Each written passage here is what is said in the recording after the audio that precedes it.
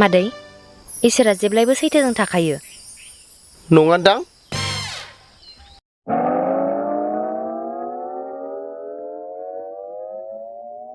थगाय थसि खालामग्रा दुथां मानसिफोर दादागिरिफोरजोंसो लोगोनो माथो इसोरा।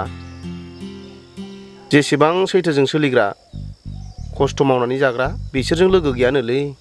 ओंखायनो गोरिबजोबखौ नुवाखै सैथोजों सोलिग्राफ्रा।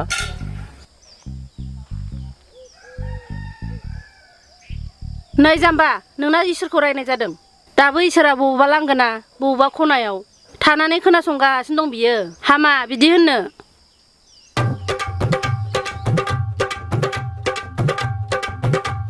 गैयालै आइ। आइ इसोरखौ बिदि नागिरनानै मोनो। बिसोरलाय खोनायोल' दा। हामा रागा जोङो।